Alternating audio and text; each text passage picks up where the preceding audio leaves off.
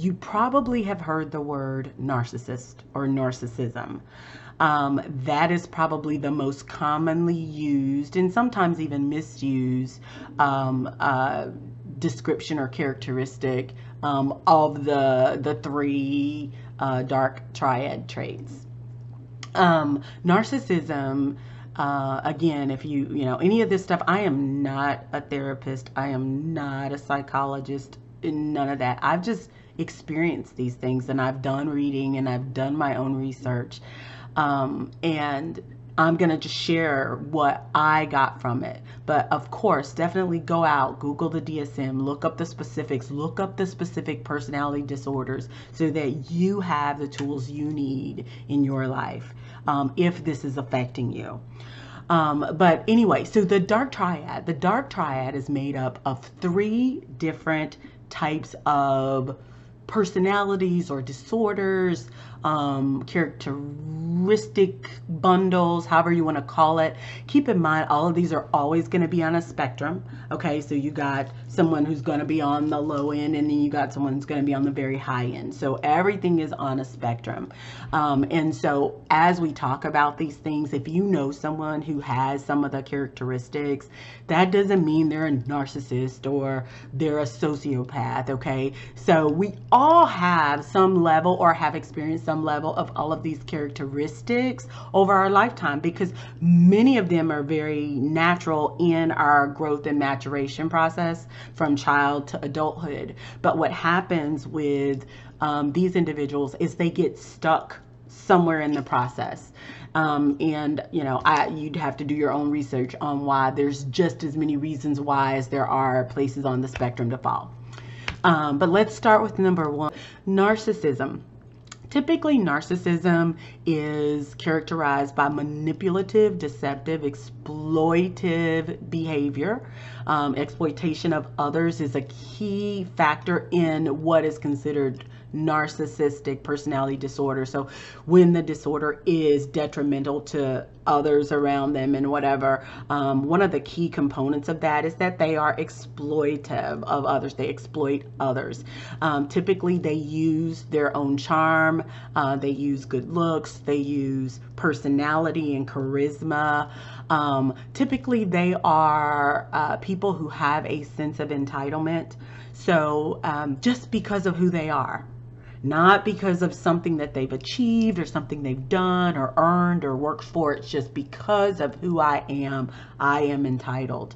You will also notice with people who are narcissistic that even though people tend to think of these people as people who have really, really high self-confidence and are very egotistical, typically up below that is a lack of self-esteem and a low concept of self, which is why they tend to use outer things to enhance their value. So typically they're going to be in the best cars and wear the best clothes and whatever. Now, so narcissism is two. You got the grandiose narcissist, which is the person that's going to be it's an entire video that's going to come up separately. We're not going to go there. And then you got the covert. So those, so don't be deceived by the fact that someone doesn't have or seem to have the best and most flossy stuff,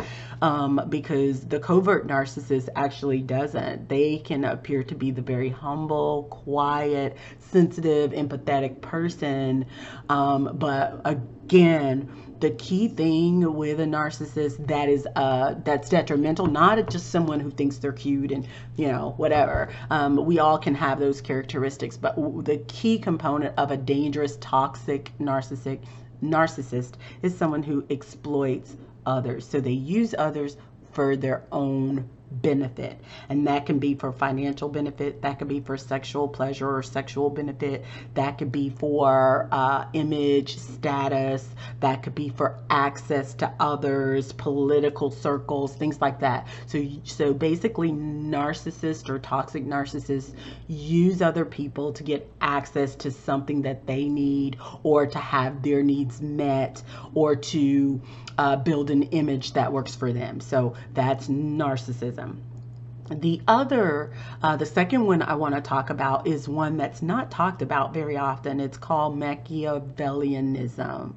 And Machiavellian, I know I'm going to trip up on that. So let's call it the Mac. So the Mac, the Mac feeds on power. Okay, so the Mac feeds on power. Typically, Machiavellianism is tied to people like maybe some really high level political official who's in the highest position in America right now. But they feed on power, and it's by any means necessary. So they want what they want. They want their goals. They want to have it, and it's by any means necessary. So yes, will they use manipulation? Absolutely. Deception? Absolutely. Will they exploit others? They absolutely do. And so they do have those components. They tend to be very aggressive people. They tend to be very cynical people. So they are very judgmental of the system and society and how things work. Why? Because they don't want to adhere to any of the rules of society, because it doesn't matter. By any means necessary, I need to get what I want in this situation, in this business, in this monetary project or whatever. So for them, there's no morals. There's, any of that goes out the door. There's no ethics. Typically, someone with Machiavellianism would be associated with white collar criminals and the people who do the Ponzi schemes and things like that. That's where you're going to see a high level of Machiavellianism. But it definitely is going to be all three of these traits will be present possibly in the workplace. So that's something to consider as well. The third of the triad is psychopathy. The key attribute of psychopathy is a lack of conscience. The lack of conscience, the lack of empathy, the lack of humanity. I always say, I call it the lack of a soul, like they don't have a soul. Being an empath, I feel energy from people. I feel energy from everything, but there's not really an energy unless there's like the computer. You feel the energy because there's power going through it, right? The static or those kinds of things. With human beings, for me, how that works is I feel just a general aura, and sometimes I can see it, but most of the time it's just more of a feeling. It's a presence.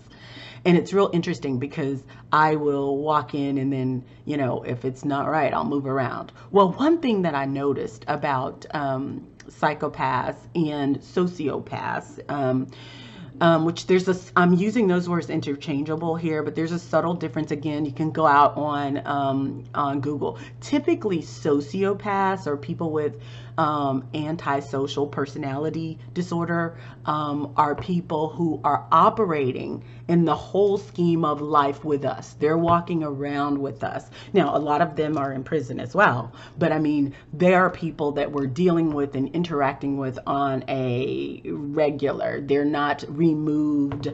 To me, that subtle difference between that sociopath, so their sociopath they have no conscience. They'll do whatever. They have no morals. They have none of that. They don't actually feel what we feel. So what I was going to say about that energy is typically when I'm around someone who's that way, I feel nothing. It's empty. It's like being in a room without a person, but you see a person there. Like for me, I'm seeing this person. I'm having a conversation with this person, but there's absolutely nothing behind the eyes. And one thing that I notice when I encounter that type of person is that lack of feeling of energy. There's nothing there, like it's empty. But the eyes are there and they're looking at you, but it's almost like looking at eyes of a bird. I don't know, who's looked in the eyes of a bird, but you've probably seen it on TV. it's the eyes are there and they got the little pupil and they're just looking at you, but they're doing nothing. There's no life, as opposed to eyes of a dog or eyes of a cat, you know, where you actually can see it's like they're making a face at you, or you can tell that they're sad, or you can feel that energy that's there. With a sociopath, that's not there. It's just simply not there. And it is almost like looking into a lens of a camera. Nothing. So, and I just thought about that because I'm looking to the lens of a camera. But anyway, so that's sociopathy. Psychopaths, sociopaths tend to be the most dangerous. Typically, there are no emotions that you see from them except for anger. If you trigger them in some way, if you expose them in some way, anger comes out. Of course, you know, you've probably heard about sociopathy and psychopathy are qualities in children who abuse animals, or you know, endanger animals, or adults who endanger children, or, you know, things like that. So those are the three characteristics. I wanted to go over those really quick, and then I'm gonna go ahead and close out this video. I'm trying to keep these short and sweet, and then you can definitely follow up. There will be additional videos that will continue to come in this series, but keep an eye out.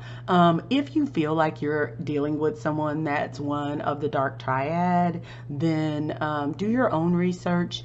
The key thing always is to protect yourself, because remember, the three characteristics that are going to go across all three of these, and of course I've just listed, I'm literally putting this in plain language. There are lists of characteristics of each one of these. So if you want to do, there are tests you can take if you think you might be one of these.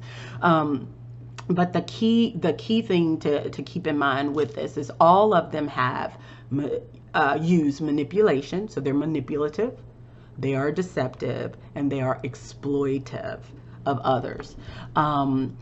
And that is what I want to leave you with today. Thank you for listening. And if this video has been useful to you, please share. Please check back. I will continue to upload additional videos. We're going to go more into detail with each one of those. I'm going to share my stories in interacting with all of these, because I have, and probably you have too. You just may not be aware. There are some neat books out there that talk about exploitive people.